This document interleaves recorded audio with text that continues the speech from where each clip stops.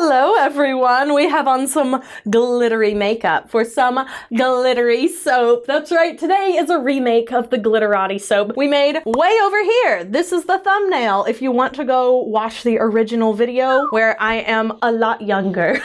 I think that was at least 3 or 4 years ago. In this video, we are going to be making cold process soap and I will be talking you through the whole process, but we're also going to be talking about important safety procedures with soap making. Like my ride or die, you absolutely have to do these things, even if you choose to not follow other safety procedures, mainly because I have seen and been tagged in a lot of videos on Instagram and on TikTok. I will tell you that same thing a little bit later. And people were weighing in, trying to ask for my advice and get my opinion on certain practices. So this is another safety and informative video. You can direct people to this video if you're trying to help them with their safety standards in their cold process soap making, or hot process soap making, or dual process soap making, because all of those things still use lye. So without further ado, let's make some glitter-ati soap. Alright, so first, before we do anything else, I have added some titanium dioxide into my lye water solution and I'm going to blend it up with my stick blender. Now, my lye water solution sits at about 78 degrees-ish. Sometimes it's a little bit cooler. It really depends on the room temperature. It's very cold in Texas, so it can go all the way down to like 64, which is like a 10-degree difference. So if your lye water solution ever gets too cold, you can put it in a hot water bath and that will help raise the temperature. Never, ever, ever put this in the microwave. It is a caustic substance. Just do not do that, okay? Gonna remove the lid, place it in my canister. Then I'm going to blend this up. All right, everything has been blended well. So for safety reasons, I disattach my stick blender head. You can see I take it off. I run it around a little bit and then I place it off to the side in the stainless steel pitcher so that none of the extra solution that may drip off gets on my table and damages it or puts that little bit of liquid anywhere where I could get burned. Now I have my oils and I'm going to run a spatula just around the edge here, and then I'm going to place the stick blender in and give this a good mix. Because this is a cold room, some of my oils have started to solidify a bit on the bottom. It's not a big deal. It just means that I'm going to have to blend this up with a stick blender before I can incorporate the lye water solution. So do I remove my stick blender whenever I am about to pour my lye water solution into my oils? The answer is no, but only because my bucket comes up high enough that if the stick blender fell, like completely, I'm not gonna lay it in here because I don't want it to get all messy, but if the stick blender fell any which way, it would fall into the bucket. It wouldn't pop this out and fling soap everywhere. So relatively safe. If you wanted to be on an even safer side, you could just unattach it right here and pour in with 2 hands your lye water solution, just like so. Now, why am I discussing so many safety things today? Well, that is going to be the bulk of our discussion whenever I am filling up the soap mold because of various things I have seen on TikTok and Instagram Reels lately from other soap makers. All right, we'll reattach and let's blend.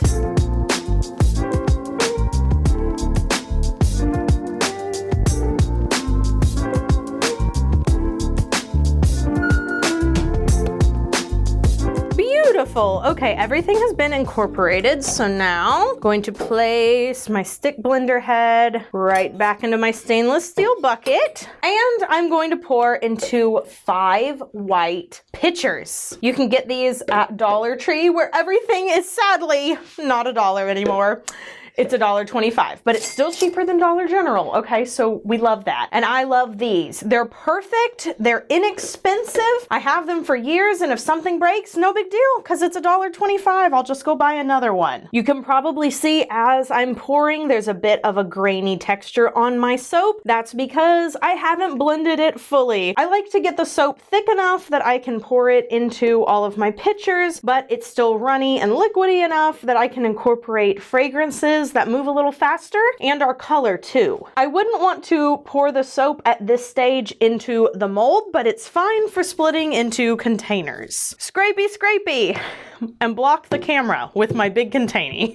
Alrighty, so let's talk about adding our colors. I have all powder colorants this time. I did not mix them with oil because they are so fluffy. They just use so much oil to get them liquidy. It's really not even worth it. So this is Moonshine Mineral Glitter. It is from Nurture Soap, as are all the other colorants we're using today. This is Wild Strawberry Enviro Glitter or Mineral Glitter. We have Snowflake Sparkle. We have Shamrock Mineral Glitter. Look at this one. This one is my favorite because it's green, but it has flecks of gold in it. And here's why we're using these particular colorants. It's because they remain shimmery in the finished bar of soap. Unlike other micas or colorants that can sometimes dull the shimmer after the cure, these remain really sparkly. And for a whole soap inspired by glitter, I would say that's pretty much mandatory. Now for our fragrance. In this container, I have a blend of kaolin clay and Icy Shine from Nature's Garden. Now, I don't care what you make. You could be making literally anything, and Icy Shine is a wonderful smell. It smells like Garnier Fructis shampoo, maybe. Think about like your teenage years growing up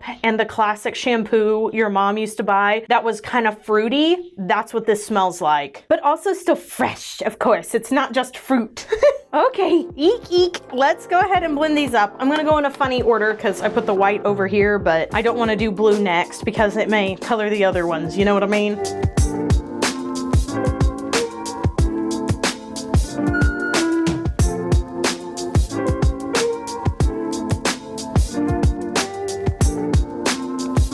Yes! Aren't these lovely? They're like the perfect shades of pastel. And you may or may not be able to see. The blue one is probably the easiest one to see it with. The little bits of glitter all shimmery in there. So let me move them off to the side and I will go ahead and get our slab mold from Workshop Heritage.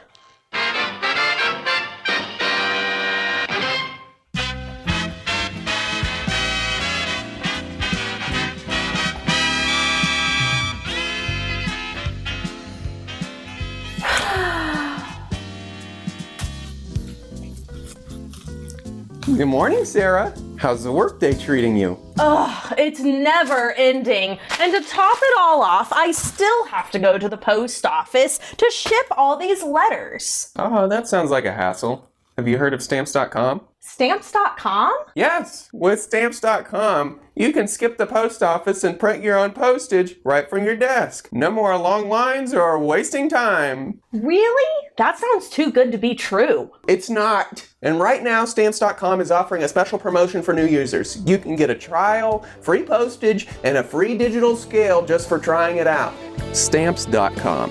When life gives you letters, make them a breeze to send. Sign up today and get a 4-week trial, free digital scale, and free postage at stamps.com/royalty soaps. That's stamps.com/royalty soaps. No long-term commitments or contracts. Wow, that sounds like a game changer. Thanks, Johnny. Oh, anytime, Sarah. Just doing my part to make sure your day is a little bit easier.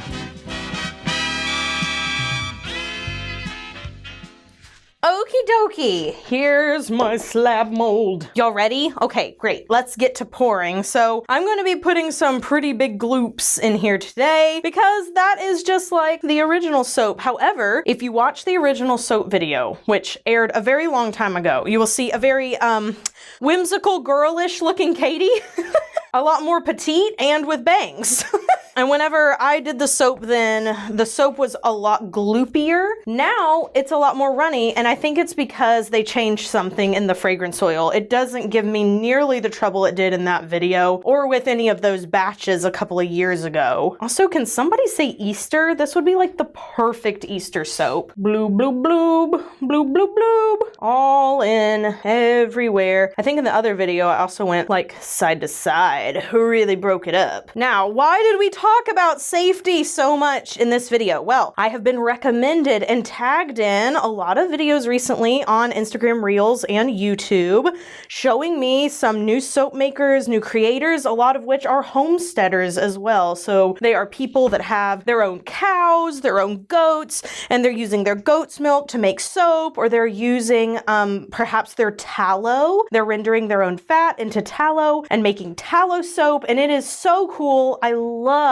love seeing soap making preserved through the homesteaders. I mean, because let's face it, soap has been around for thousands of years, and making soap with animal byproducts is the way that it was done for a really long time. So seeing that art preserved is something I love seeing. However, one of the most common things that I notice in these videos is a lack of PPE and a lack of protective eyewear. Now, if you're not going to listen to all my safety recommendations that I give in my How to Make Soap course, I talk about closed-toed shoes, I talk about having your arms covered, I talk about wearing protective eyewear and having a hairnet and long sleeve shirt and pants and whatever. And I know that for some people that's going to be too much. Even though that is the safest way to do it, it's just going to be too much to ask for. However, protective eyewear is a non-negotiable, okay? You only get one pair of eyes. Lye is caustic. Raw soap is caustic. People have been blinded from it. This is just common sense. And listen, I get it. That may not have been the way Granny did it, okay? There are lots of things Granny did that we don't do today, and for good reason. So please put on protective eyewear and make sure that you are making your soap in a place where your beloved pets and children do not have access to. That's the other thing I see the most is people pouring cold processed soap in their kitchen while their 4-year-old stands and watches and nobody has goggles on, okay? That is just not safe for your sweet kiddo,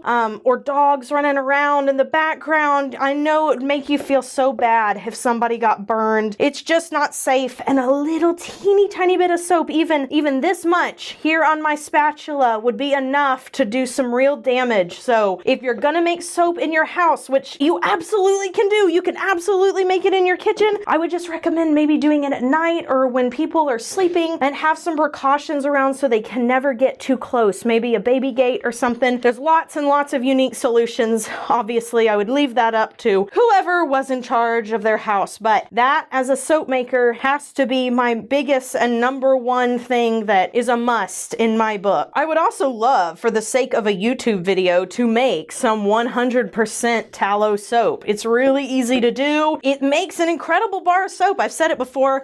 Almost all my soaps are vegan. Sometimes I put honey in there, sometimes goat's milk or something, but almost all my soaps are vegan just because that is my personal preference. A lot of people that purchase from me tend to have that as a preference. However, if times change and people change their preferences and more people have a demand for lard or beef tallow soaps, then awesome. I'd be more than happy to take a whack at it. Or at least make just one video where I show you guys how to do it. So if you are a homesteader or a farmer or something and want to do it at your house and make it for your friends and family, or even to sell with your business, then you would have a safe reference and guide right here on YouTube, who's been making soap for over 10 years. The top of Glitterati is very ploppy. I'm gonna leave it just like so. It's so cute. And trust me, this green will look better tomorrow. Greens typically do. Now, you know, a soap called Glitterati is going to have some sparkles on top. So we have some eco-friendly bio glitter. Some of it is from the Good Glitter. Some of it is from Brambleberry. It's a custom mix here. It includes hollow stardust, a little bit of the cake glitter, just so much sparkle. And remember, whenever I add glitter to soap, I always add more than I need, because whenever we cut it the next day, some of the little pieces won't have gripped on very well. You're not gonna see all of this glitter on every bar because it is going to fall off and little pieces won't stick. So always add more than you think you need. Now, I hope you guys know that I'm certainly not trying to get on to anybody. I hope my heart is readily apparent and that I am just concerned for the people that are jumping into this and maybe perhaps have not been briefed on the safety procedures of cold processed soap and are just trying to do something fun in their kitchen. I very much want them to get to make soap. I want as many people as possible to get to make soap. I've been a huge supporter of beginner soap makers for many years, but I do want y'all to do it safely, and I do want y'all to keep your eyesight. right. That is very important to me. So if you see somebody on TikTok or Instagram who might need to hear that, point them to this video. Maybe I'll put something about it in the title so that we can help them out and get them in a safe soap making environment. And this, my friends, is what the top of Glitterati looks like. Let me zoom you in just a little bit. I'm not gonna rotate the soap very much. A couple people said that made them dizzy and I would hate to do that. So I'm just gonna rotate it a little bit so you can see the sparkle and the shine. We will leave her as so and come back and split this slab into loaves. After it has fully saponified, it'll be 18 to 24 hours-ish for my particular soap recipe. If I had more water in this, I would wait longer. This is a huge batch of soap. I'll zoom out completely. Hi. You can see it's really big. It's 14 inches by 14 inches. If I had a lot of water in this and I didn't do a water discount, I would let this sit for probably 3 to 4 days because that's how long it would need to saponify and get hard enough for me to get out of the mold.